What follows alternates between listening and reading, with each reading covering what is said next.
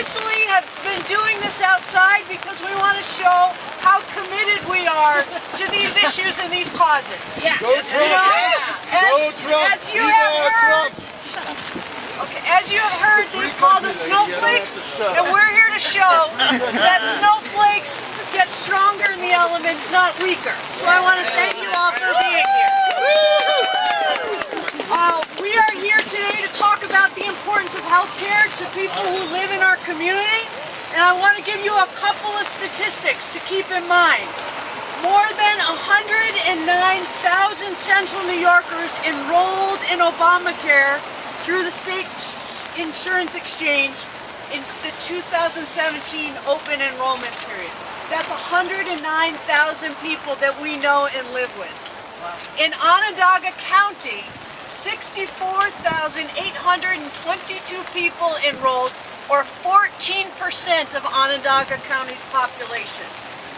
More than 3.6 million New Yorkers were enrolled as of Tuesday, an increase of more than 800,000 since the close of the 2016 open enrollment period. These are real people with real health care issues that are getting service that they deserve. I want to also bring to your attention that February is HIV Awareness Month, and we have a number of activities going on around HIV awareness and our continued pursuit to end the epidemic, which is in sight for all of us.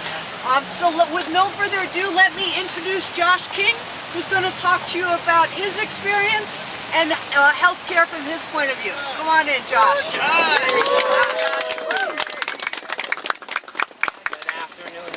My name is Joshua King. I represent the HIV Stops With Me campaign with the New York State Department of Health. I also am a resident of Syracuse, and I've been living with HIV for 15 years. One of the things that I'd like everybody to be aware of is that when we talk about Obamacare or we talk about the Affordable Care Act, we're talking about the same thing. These are not different agendas. These are the same thing. And the Affordable Care Act provides health care to endless amounts of individuals. Josh, I'm going to ask you this, because apparently you're not allowed now.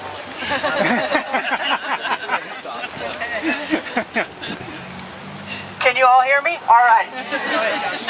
Always good. Yeah. Go ahead. Bring it up. You know you're in the big leagues when they give you a bullhorn. So again, my name is Josh King. I represent the HIV Stops With Me campaign out of the New York State Department of Health. I represent Syracuse. I'm also a resident here, and I've been living with HIV for 15 years. The thing, again, that I cannot stress enough is that the Affordable Care Act is something that I rely upon in order to get health care, to access medication, and also to do my job. I work in the community both in the HIV field as well as a consultant. And some of these things that I consult with are on the Affordable Care Act, or those provisions provide employment for individuals. They provide health care and nutrition and so many aspects of day-to-day life that people need and have come to rely upon. So when we have those things infringed upon us, I commend all of us for coming together, as cold as it is, and in the rain and in the snow, with everything that we all have to do on a day-to-day basis. But we need to realize that these are not just limitless rights that people are being infringed upon. These are things that people need, and these are our rights as people. This is a social justice issue. This is about equity and resilience of a community. So I thank you guys for coming out today. If you have time, as the mayor mentioned, it is actually National Black HIV Awareness Day today, February 7th. You can catch us at 6 p.m. at People's AME Zion Church, where we'll welcome the Reverend Edwin C. Sanders to start having discussions about HIV in the faith-based community. By addressing these issues in compartmentalized ways, we are defeating the purpose. So by coming together in venues like this and venues like tonight and events that are happening all across the city today and throughout the course of the month, can we begin to address some of these more pressing issues. So I thank you for your time. Thank you. Thank you. Next, I would like to bring to the podium Lindsay Spear, who's going to talk about her experience.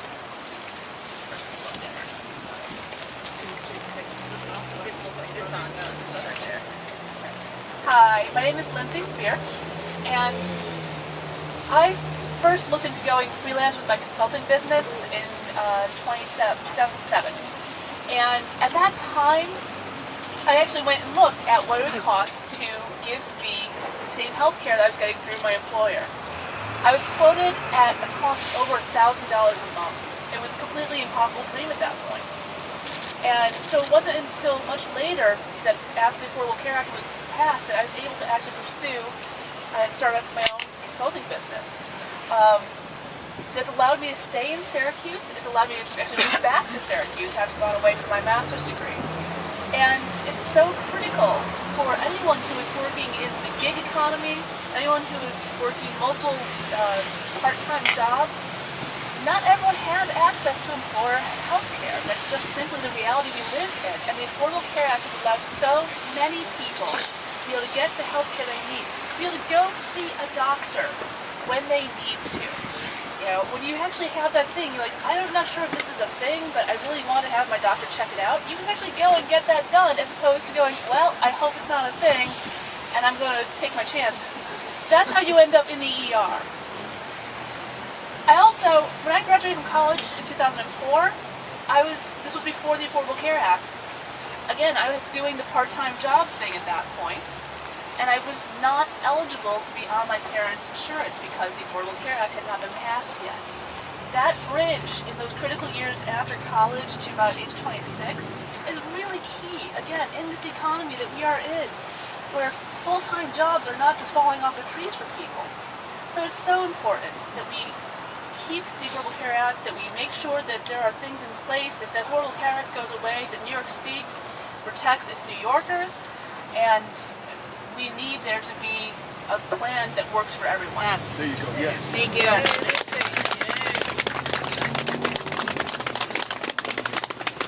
Thank you all very much. I want to read a couple of more statistics to you. So the total enrollment in Onondaga, Oswego, Madison, Cortland, and Cayuga counties in Medicaid, 76,615 people are enrolled in the government health insurance program for the poor and disabled, and these are largely women who are in this program.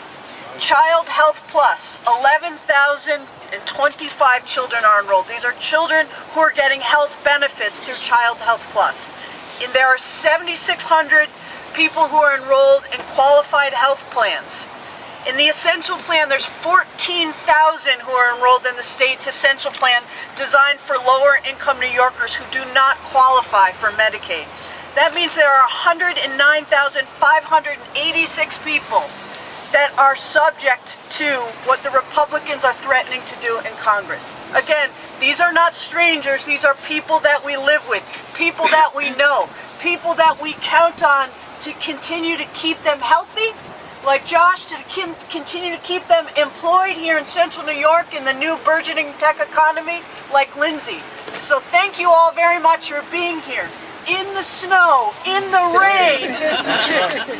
Like the postman, we will not be defeated by the weather, because this is important. These are our neighbors. This is what makes us a strong community, that we gather together to say these are our priorities. This is what's important to us, and we will be there, and we will hold people accountable for policies that impact all of us in Central New York and Syracuse. Protect our care. Protect our care. Protect our care. Protect our care. Protect our care. Protect our care. Protect our care. Protect our care. Protect our care. Protect our care. All right. All right. Thank you, Postcards, everybody. I'm sure Josh and Lindsay are here to do their 15 minutes of fame for the media.